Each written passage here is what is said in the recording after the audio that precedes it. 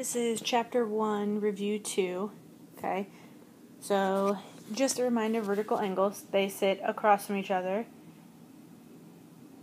So, 1 and 2 and 3 and 4, they are congruent, which means they are the exact same angles, which means they are equal to each other, okay? So, if I give you one and I give you another, they should equal the same thing. The same thing, if I give you an equation for this one, an equation for this one, we can set them equal to each other because they are vertical and they are congruent. Okay, adjacent angles, again, always sit next to each other. Okay, so 1 and 2, 3 and 4, 4 and 3, 1 and 2. They sit next to each other. They are adjacent. Complementary angles are two angles that add up to be 90 degrees. They can create a right angle, or they can just be two angles that when you add them together, they equal 90 degrees. So a 60-degree angle and a 30-degree angle, they are complementary. Supplementary, okay, so we know supplementary is 180 degrees. That means they have to add together to be 180 degrees. So I have a measure for angle 1 and a measure for angle 2. I need to write an equation, and I need to solve for y and figure out what measure of angle 2 is. Okay, so if I know that if I added the two angles together, it should equal 180 degrees, I'm going to take 2y plus 4 plus 3y plus 6 and set it equal to 180 degrees, because my two angles added together should be 180 degrees. Okay, so 2y plus 3y is 5y, 4 plus 6 is 10, subtract 10, 5y equals 170, divide by 5, y should equal 34. Okay, but I also need to find the measure of angle 2. So I have y, and I have an equation for measure of angle 2, so I'm just going to plug it in. So my measure of angle 2 is equal to 3 times 34 plus 6. Okay, so 3 times 34 is 102, plus 6 should get me 108 degrees. So the measure of angle 2 is 108 degrees. Okay, we're solving for y and AC, CB, and AB. Okay, so I have these three equations, so we're going to label my picture. So AC is 2y minus 1. AB, sorry, I was looking at that last one, is 2y plus 9. And CB is 3y minus 2. Okay, so these, if I add my two small angles together, it should equal my big angle. Or my big length, sorry. So 2y minus 1 plus 3y minus 2 should equal my big length. Two small lengths added together should equal my big length. Just like when we have two small angles adding together, it should equal my big angle. So 2y plus 3y is 5y. Negative 1 minus 2 is negative 3. Add 3.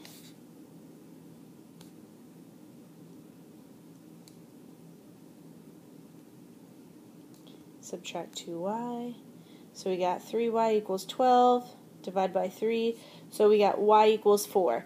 Okay, but I also need to find these lengths. So I'm going to go ahead and erase this equation so I have some space. So I have y and I have three equations. So all I have to do is plug my y into those three equations. So AC is equal to 2 times whatever y was, minus 1. 2 times 4 is 8. 8 minus 1 is 7. So AC is 7. CB is equal to 3 times 4 minus 2, because we plugged that y in. 3 times 4 is 12. 12 minus 2 is 10. Okay, I'm going to go ahead and erase this so I still have some space. And then my last one, so AB equals 2 times my y plus 9. So 2 times 4 is 8. Oops. 8 plus 9 is 17. And you can see if I add my two small angles, or two small lengths together, it equals my big length. Okay, so I found y, AC, CB, and AB, which is everything that I needed to find. Solve for y and find AB.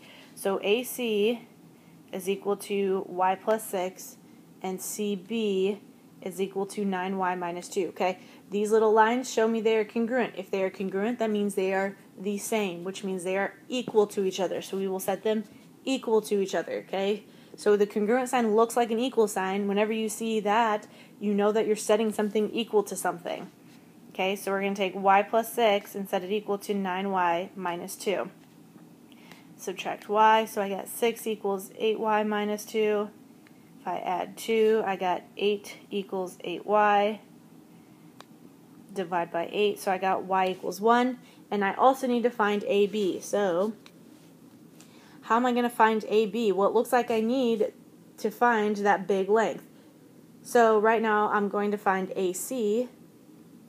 Okay, so if I plug my y in to find AC, I should get 1 plus 6, so it should equal 7.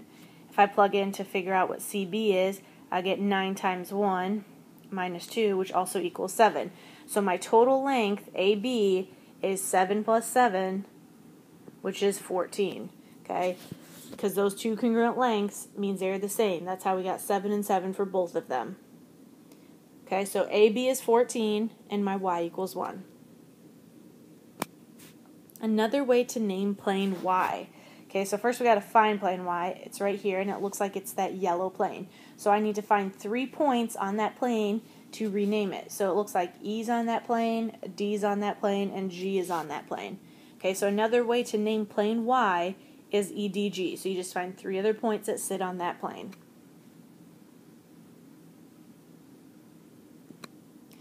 So the coordinate of R is 3, and RT equals 6. What are 2 possible coordinates of the midpoint of segment RT? Okay, so I'm going to make my segment RT, and I know that that is 6. R sits at 3. Okay, so if that length is 6, that means my T is going to be sitting at 6 away from 3. So 6 plus 3 is 9. Okay. What are 2 possible coordinates of the midpoint of segment RT? So I need to find the middle value here. So to find the middle, I take both of my endpoints, make them positive, add them together, and divide by 2. So 9 plus 3 equals 12, divided by 2 should equal 6. Okay, so one of my midpoints is going to be 6. Okay, but it doesn't say that that this right here is going to be my midpoint. R could technically be my midpoint because it's not labeling what my midpoint is. So if I go 6 away this way, then that makes R my midpoint. So another possible coordinate of a midpoint could be 3. Okay, so 6 and 3 are 2 different midpoints that I could have.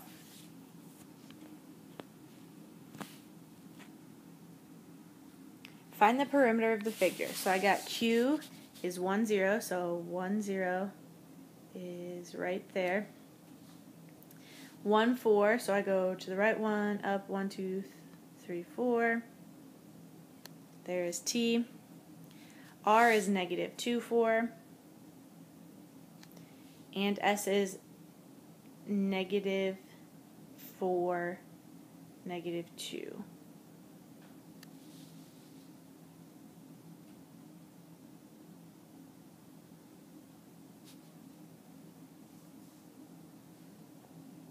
Okay, so I'm going to connect my dots.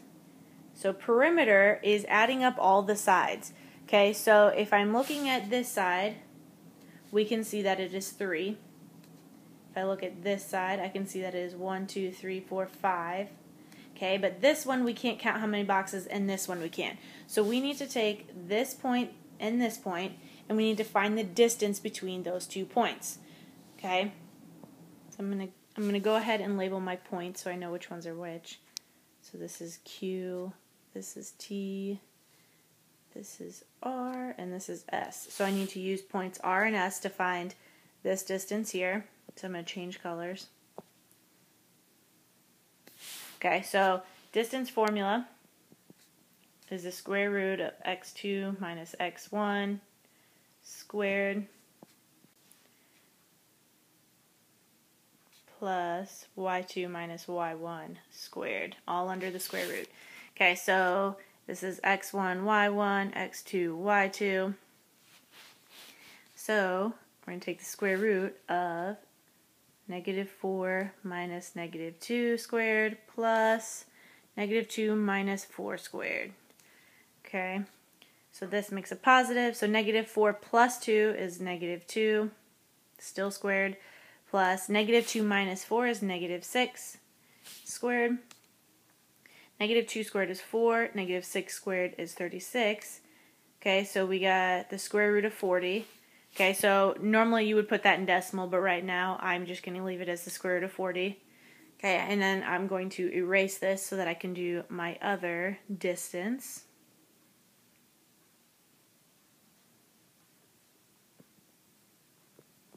Okay, so I need to find SQ this time. So we're going to use SQ. So we'll say x1, y1, x2, y2. Okay, so I got to do negative 4 minus 1 squared plus negative 2 minus 0 squared. Negative 4 minus 1 is negative 5. Negative 2 minus 0 is negative 2. Negative 5 squared is 25. Negative 2 squared is 4, so we got the square root of 29. Okay, so this is the square root of 29. So my perimeter then, again, I would find my decimal, is going to be the square root of 40 plus the square root of 29 plus 3 plus 5, because we already had 3 and 5 over there. Okay, you would add all these together, and that would be your answer. So again, perimeter is the outside, so you're going to have to remember the distance formula for this one. Okay, this time we're finding area. So I'm going to make this easier. I'm going to find different shapes inside this. So I'm going to make this a rectangle and that a square. Okay, so if this is 2 feet, that means 5 minus 2 gives me this being 3 feet, which makes sense because it's a square. So the area of a square is just 3 times 3 for this one. So we got 9 is the total for this one. And then the area for a rectangle is just the base times the height. So 6 times 2, which gives me 12. Then we just add them together to figure out the area. So 12 plus 9 should give me 21 feet.